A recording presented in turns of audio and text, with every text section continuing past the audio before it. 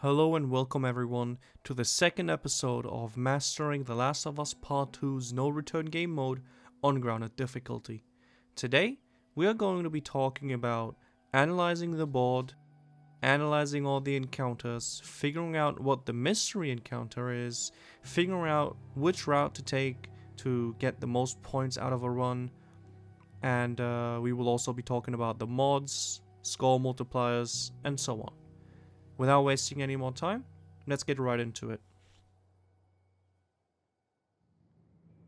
Whenever you start a run, no matter what the difficulty is, you always go to the board and check out what you have on the board.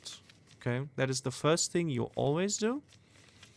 And therefore, you need to know how to check the board and how to analyze it. The most important thing when you analyze a board is looking at the encounter types, the enemy types, and the score multipliers. Generally speaking, you always want to choose a route that has the biggest score multipliers overall. The score multipliers, as you can see, are always very different. How do these score multipliers get influenced? Well, it is very simple. The encounter types themselves have a different different base score multiplier, meaning this encounter, for example, is a hunted encounter. In this one, we have a score multiplier of 2.7. When we move over to the right, we have a capture encounter. A capture encounter is deemed by the developers as an easier encounter than the hunted encounter, and therefore, because it's a little bit easier, the base multiplier of a capture encounter is also a little bit lower. If we move over to this encounter though, we can see that it is also a capture encounter, but the score multiplier is a lot higher at 3.7. That is because, as you can see a little bit lower, there is a negative mod applied to this encounter. Negative mods are indicated by the red marking on the bottom of the symbol.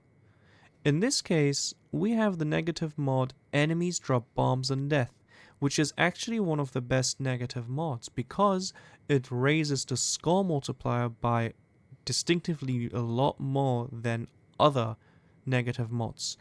One example for that would be, for instance, a photo mode filter. The photo mode filter can vary between different photo mode filters, but having a photo mode filter mod on an encounter will only raise the score multiplier by a little bit, whereas this one, for example, raises the score multiplier by a lot.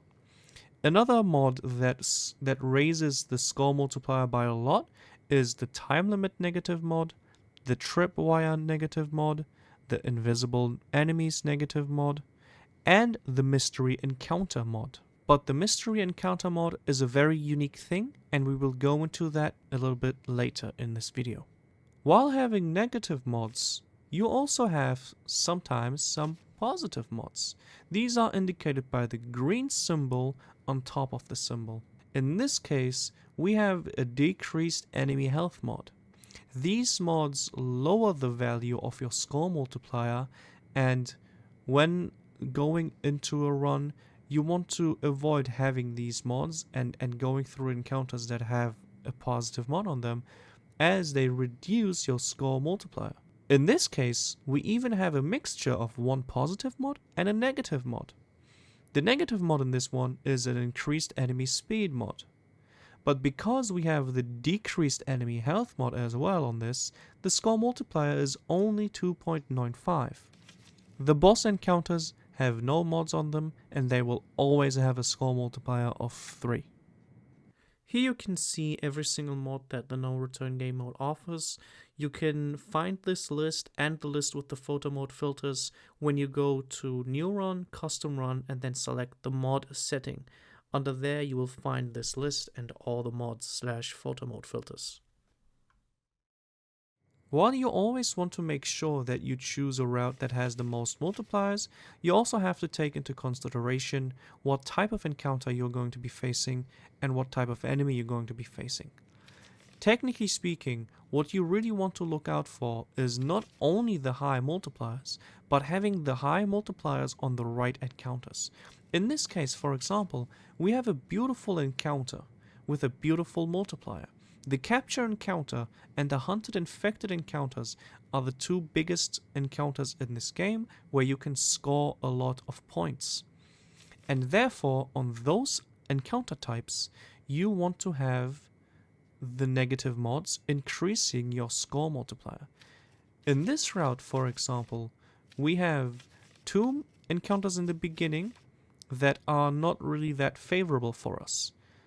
If we move on to the next one, we have a capture encounter, which is really good for us, and we have a big mod on top of it, raising the score multiplier to a whopping 3.7. Now, if we have to choose between these two branches, we have one hunted infected encounter with a base multiplier of 2.7 and an assault infected combat encounter with a 2.95 multiplier. If we move on to this encounter, we have an assault WLF encounter with a positive mod lowering the base multiplier to a 2.5. But if you look over here, we have a hunted infected encounter with a 3.0 multiplier. And therefore, choosing this route, this branch over this branch in this upper route would be the better choice. If we take a look at the lower route, we have another capture encounter that also has a solid multiplier. It is not as big as this one, but it is also very solid. Unfortunately, we have a good mod that increases the enemy health. That is another mod that really raises the score multiplier. But on top of it, we have a melee kills restore health mod, which is a positive mod. And unfortunately, that one has lowered this encounter's score multiplier. If we look further though, we have a holdout infected encounter, a mystery encounter, and then we have two encounters that don't really have a high score multiplier and aren't really as favorable for us, because the assaults against human enemies at the end of a run are extremely dangerous, and therefore we can't go for many points anyways. And this one is a hunted human encounter where we have to play very passive. And on this branch we have a holdout infected encounter, which points wise is also not really that good, but it is being followed up by a mystery encounter. As I mentioned before, the mystery encounter mod is a very unique mod, as it hides the complete encounter from you before you even go into it.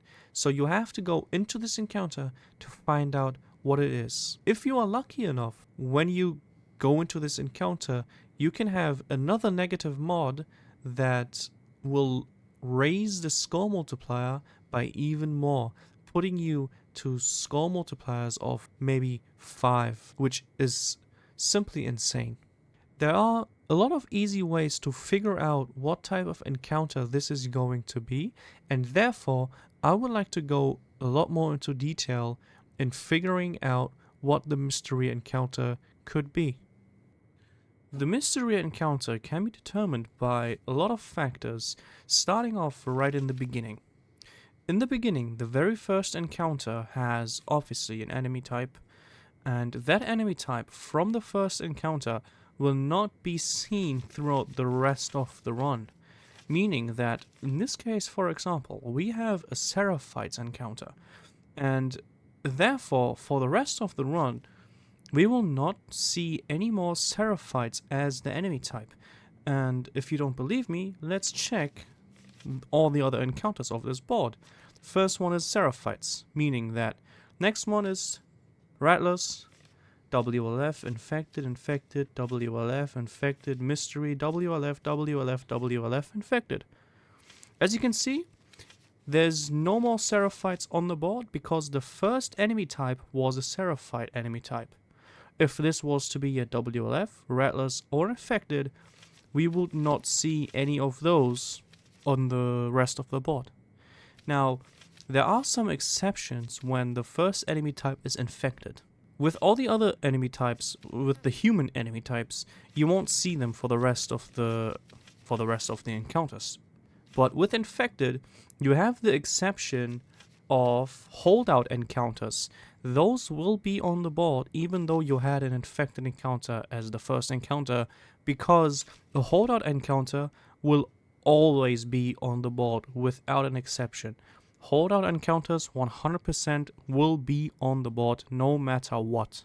And another infected encounter that can still occur in the board is a gondola infected encounter. For some reason, that can also show up, but that one is rather rare. The holdout encounters, if you have an infected encounter in the beginning, will still show up as they are guaranteed to have at least one holdout encounter on the board. That is the first thing on how to determine the mystery encounter, because let's say this encounter was an infected encounter. If we look at the rest of the encounters and we don't see a holdout, we already know that this one is going to be a holdout, right? As an example. But we can analyze even further, because in this stage right now we have a Seraphite encounter in the beginning, then we have just all the other encounter and enemy types mixed up all together that on first glance don't tell us that much. But if we look more in depth, we can see that we, for example, have 1 capture encounter, 2 capture encounters, 3 capture encounters.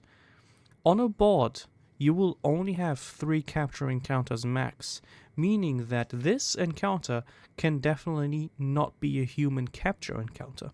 If we look even further into detail and count up all the enemy types, as in human enemy type and infected enemy type, we can also determine what enemy type we will have in this encounter. On this board, for example, we have 1, 2, 3, 4, 5, 6, 7 human enemy encounters, and 1, 2, 3, 4 infected encounters. I usually don't count the holdout encounter into the infected encounters general, because the holdout encounters are guaranteed to be there every single time. Thus why I don't really count the holdout infected encounters in with the other infected encounters. But for the sake of this video, let's just count this one as well. So we have 5 infected encounters and 7 human encounters, meaning that this encounter is guaranteed to be an infected encounter. Now, how do we figure out if this will be assault or infected? Well, we just look at the infected encounters and see how many assault encounters we have and how many infected encounters we have. In this case, we have 1 hunted infected, 2 hunted infected, and 3 hunted infected encounters. So therefore, this will most likely be an assault encounter. I will now play this entire run just to see if this will actually be an assault infected encounter. Now, as you can see, I managed to do the run till this point. We are now entering the mystery encounter. I predicted this to be an assault infected encounter, and now we are loading into it to see what it is. It's assault. And now, just to confirm that if this is an infected encounter, we're gonna let this play out a little bit longer to see the infected. And then you can see that I have successfully analyzed the board and figured out what the mystery encounter this is. What the mystery encounter is. The good thing is, on top of the mystery encounter mod, we also have the thick fog mod, which even increases the score multiplier even more. But as you can see, it's assault infected, as I predicted. Now that I have shown you this mystery encounter, I have analyzed the entire board, came up with the predicted the mystery encounter, and now we are here at the mystery encounter, and it is the correct one that I predicted. I created a custom board myself, and I would love to show that one to you for you to try and figure out what the mystery encounter is, and then we will go ahead and reveal it and analyze that one quickly together. Now, right here you can see that I have created this little board. We have a mystery encounter at the bottom, and it is now your task to quickly figure out what this mystery encounter is. If you want, you can pause the video right now to figure it out. I will give you a couple of seconds and then I will reveal it.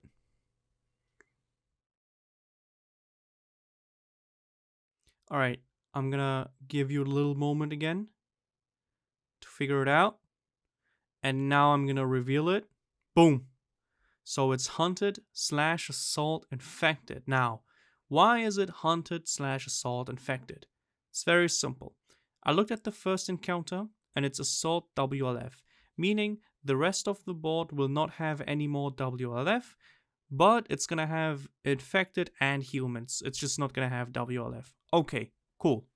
Looking at the next type of encounter that I always look at, first thing is I look at the capture encounters, and in this board we already have 3 capture encounters, therefore the mystery cannot be a capture encounter. So I move on to my next step, which is counting the general human encounters and the infected encounters. For human encounters, we have a total of 7, and for infected encounters, we have a total of 5. Again, for the infected encounters, I usually don't count the holdout, but in this case, in this scenario, I just counted that one as well for the sake of this video. The boss encounter does not matter, by the way. I think I forgot to mention that.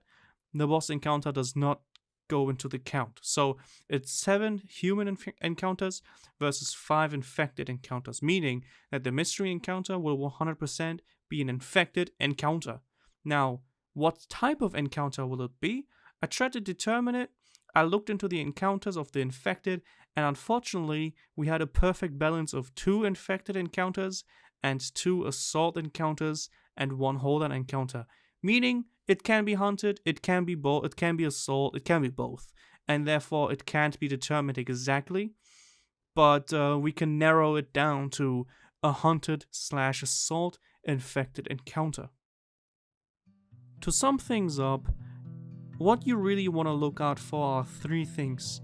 Number 1, that you have a lot of encounters in your route that have a high score multiplier. Number 2, that you have encounters along your route like, for example, capture or hunted infected, because these are the 2 encounter types that give you the most points, or at least where you can score the most points. And number 3 is a combination of number 1 and number 2, meaning that you find a route that has hunted, infected encounters or capture encounters, which also have high score multipliers. That's essentially what you have to look out for when you analyze a board and when you try and figure out what type of which way you want to go in your encounter board, what route you want to go. I have also shown you how to look at the mystery encounter and how to analyze that one. I have shown you the mods along the video, and therefore I think that's all I have to say for this one. I really appreciate all of you watching these videos. The first one got quite a lot of views, in my opinion, for my standards at least, and I'm very proud of that and happy. And I'm sorry that these videos take a little bit longer than expected. It's just I'm extremely busy with just real life stuff that it's difficult for me to make these videos. But yeah, I will be coming up shortly with the next video. I don't know which one it is going to be. It's either going to be a breakdown of the bosses or a breakdown of the weapons or a breakdown of the enemies in general. I don't know, but it's going to be something like that. I can't wait to put that out there. Stay tuned for that. Thank you all for watching, and I will see you guys in the next episode of Mastering The Last of Us Part 2's No Return Game Mode on Grounded difficulty.